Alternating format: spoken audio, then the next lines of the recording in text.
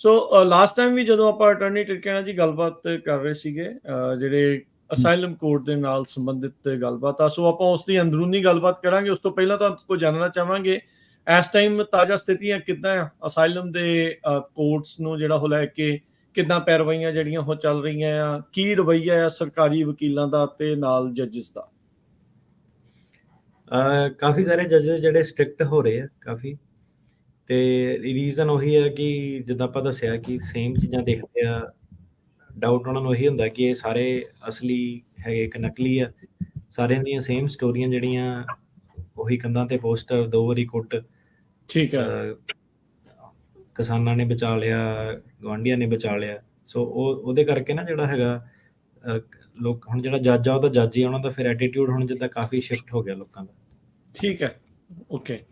ਸੋ ਕੋਈ latest case ਦੇ ਵਿੱਚ ਕੋਈ ਤੁਸੀਂ ਗੱਲ ਕੋਈ ਸ਼ੇਅਰ ਕਰਨਾ ਚਾਹੁੰਦੇ ਹੋ ਉਸ ਦੇ ਵਿੱਚੋਂ, ਵੀ ਕਿੱਦਾਂ ਜਿਹੜਾ ਹੋ ਰਿਹਾ ਆ, ਤੇ ਬਾਕੀ ਜਿਹੜੇ ਕਲਾਇੰਟਸ ਦੇ ਵਿੱਚ ਇਹ ਗੱਲਾਂ ਬਾਤਾਂ ਦਾ ਅਸਰ ਵੀ ਤੁਸੀਂ ਦੇਖ ਰਹੇ ਆ, ਵੀ ਵਧੀਆ ਤਿਆਰ ਹੋ ਕੇ ਆਓ, ਗੱਲਬਾਤ ਕਿੱਦਾਂ ਕਰਨੀ ਆ, ਉਹ ਤੁਸੀਂ ਦੇਖ ਰਹੇ ਆ ਵੀ ਇਫੈਕਟ ਉਹਦਾ ਪੈ ਰਿਹਾ, ਗੁੱਡ ਇਫੈਕਟ ਚੱਲ ਰਿਹਾ ਉਹਦਾ? ਬਿਲਕੁਲ ਪੈ ਰਿਹਾ। ਇੱਕ ਜਿਹੜਾ ਕਈ ਵਾਰੀ ਆਪਣਾ ਜਿਹੜਾ ਮੁੱਦਾ ਉੱਠਦਾ ਵਾ ਕੋਰਟ ਕਚਹਿਰੀਆਂ ਦੇ ਵਿੱਚ, ਤੇ ਸਭ ਤੋਂ ਜ਼ਿਆਦਾ ਜਿਹੜਾ ਮੁੱਦਾ ਉਹ ਅਜੇ ਆਪਾਂ ਕਹਿ ਲਓ ਹਰ ਵਾਰੀ ਆ ਕੇ ਡਿਸਕਸ ਵੀ ਕਰੀਦਾ।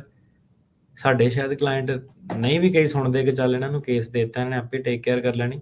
ਤੇ ਕਈ ਵਾਰੀ ਜਿਹੜਾ ਦੂਜਾ ਨਹੀਂ ਸਾਡਾ ਕਲਾਇੰਟ ਆ, ਉਹ ਸੁਣ ਕੇ ਰੇਡੀਓ ਤੇ ਟਿਕਟੋਕ ਤੇ ਦੱਸ ਦਿੰਦਾ ਕਿ ਸੁਣ ਕੇ ਆਪਣਾ ਫਾਇਦਾ ਹੋ ਗਿਆ। ਤੇ ਕਈ ਵਾਰੀ ਆਪਣਾ ਕੋਲ ਹੀ ਜਿਹੜਾ ਕਲਾਇੰਟ ਹੁੰਦਾ ਜਿਹੜਾ ਉਹ ਨਹੀਂ ਧਿਆਨ ਦਿੰਦਾ, ਹੈ ਨਾ, ਕੰਮਾਂ ਕਾਰਾਂ 'ਚ ਬੰਦੇ ਰੁੱਝੇ ਆ।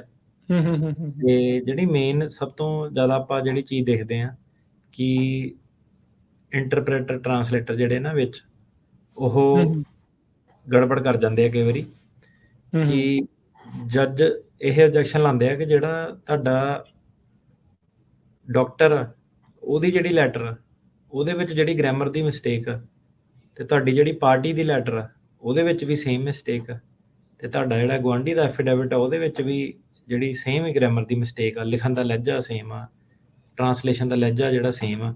ਇਹ ਕਿੱਦਾਂ ਹੋ ਸਕਦਾ ਕਿ ਜੇ ਇਹ 3 ਬੰਦਿਆਂ ਨੇ ਅਲੱਗ-ਅਲੱਗ ਬਿਆਨ ਦਿੱਤੇ ਹੈਗੇ, ਇੱਕ ਦਾ ਦੂਜੇ ਟਾਈਮ ਦੇ ਨਾਲ ਕੋਈ ਲੈਣਾ ਦੇਣਾ ਨਹੀਂ। ਡਾਕਟਰ ਨੇ 19 'ਚ ਲੈਟਰ ਲਿਖੀ, ਗੁਆਂਢੀ ਨੇ 21 ਦੇ ਵਿੱਚ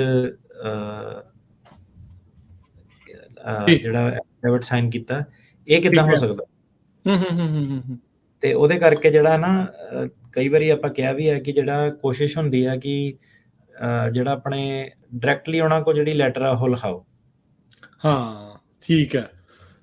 ਸੋ ਨਹੀਂ, ਬਿਲਕੁਲ ਇਹ ਚਰਚਾ ਤੇ ਆਪਾਂ ਕਾਫੀ ਵਾਰੀ ਇਸ ਚੀਜ਼ ਦੇ ਬਾਬਤ ਕੀਤੀ ਹੈ। ਅਟਾਰਨੀ ਟਿਰਕੈਨਾ ਜੀ ਵੀ ਇੱਦਾਂ ਜਿਹੜਾ ਉਹ ਚਾਹੀਦਾ ਤੁਹਾਨੂੰ ਪ੍ਰੂਫ, ਨੌਲੇਜ, ਅਵੇਅਰਨੈਸ, ਇਹ ਸਾਰੀਆਂ ਚੀਜ਼ਾਂ ਕਾਫੀ ਜ਼ਿਆਦਾ ਜਿਹੜੀਆਂ ਇਸ ਦੇ ਬਾਬਤ ਰਹਿਣੀਆਂ ਚਾਹੀਦੀਆਂ ਆ। ਸੋ